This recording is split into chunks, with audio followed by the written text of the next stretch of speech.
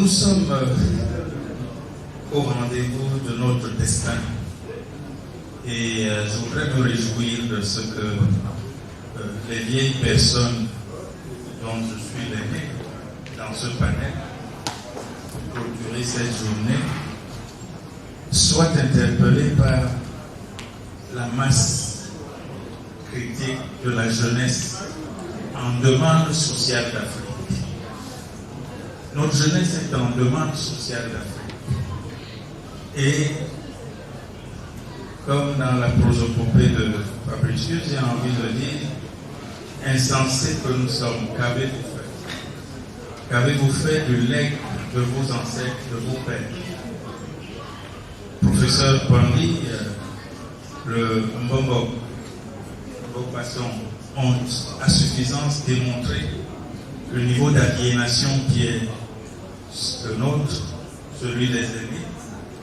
Ils n'ont pas été à définir les responsabilités, mais à tout le moins, ils ont situé de façon claire d'où nous viennent les raisons et les causes de la chute.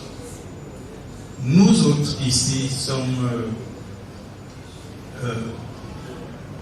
des damnés de la terre par rapport à cette question.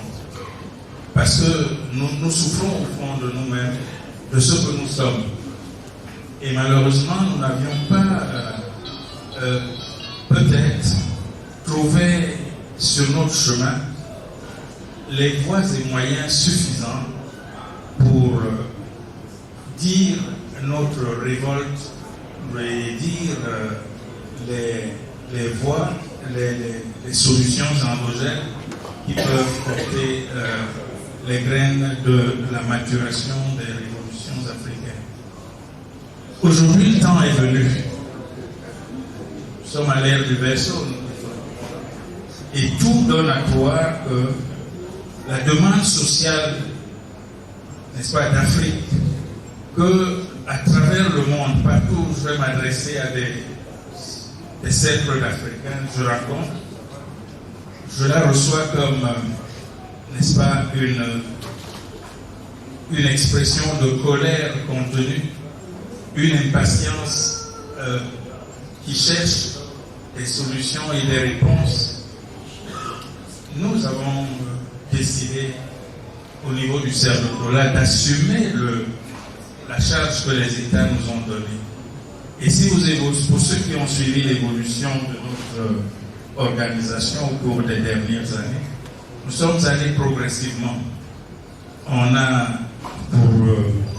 posé à un moment dans un colloque international la question de savoir la place de la culture africaine dans le monde globalisé du XXIe siècle. Ensuite, nous avons posé la question du développement de l'Afrique, un développement culturellement soutenable, dont nous avons tiré l'une des conclusions, à savoir qu'il fallait passer à un pacte d'État, un pacte de développement de l'Afrique par ses traditions. Un pacte, c'est qu'il soit un nouveau contrat social entre les peuples d'Afrique et les communautés par rapport à leur destin.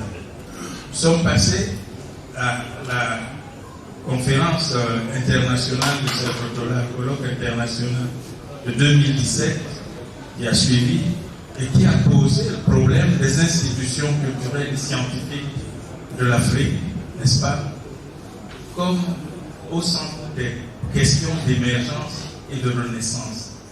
Et nous sommes passés, vous voyez comment en visibilité, pour bien cerner le problème, posons le problème en 2022, donc de la nouvelle pensée africaine, les assises de la nouvelle pensée africaine qui nous prépare à autre chose, parce que la convention de la nouvelle pensée africaine nous assigne de nous réunir, d'organiser l'Afrique tous les 2 ans. Donc, fin 2024, je crois que l'Afrique va se retrouver de nouveau à l'appel du CERDOCOLA Et cette fois, en allant sur ce chemin, je me dois de dévoiler quelque chose qui était en cours. Ce n'est pas dans l'ordre des choses, mais cette demande sociale pressante.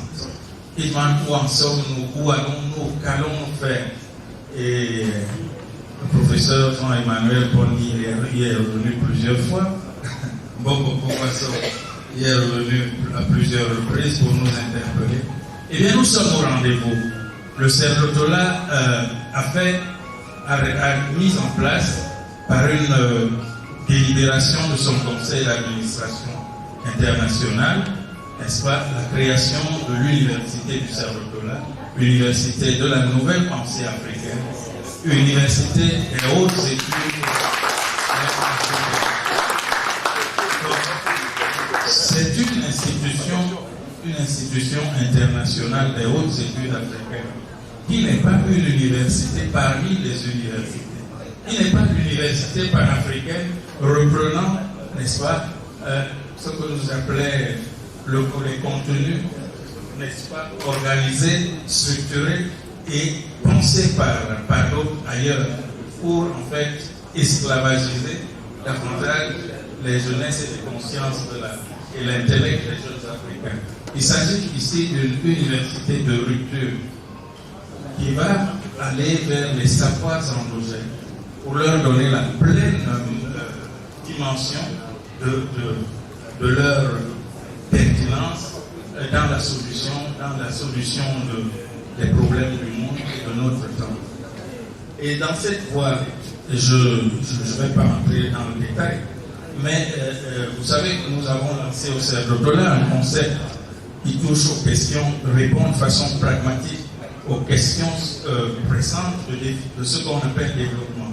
Nous ne croyons pas au développement. D'entrée de jeu dans le projet scientifique de cette université, on ne parle pas de développement. On ne parlera pas de développement dans cette université. Je ne vous dirai pas de quoi on parlera, mais ce sera tout Essayez de maintenir le suspense.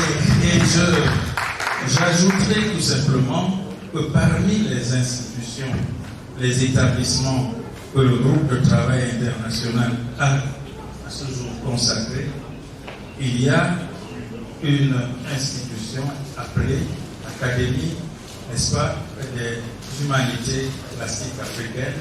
Et il y a un établissement qui sera l'école de spiritualité et du développement de la conscience. Il y en a d'autres. Je m'arrête là, mais nous aurons le temps de le dire. Merci, professeur. Merci, professeur.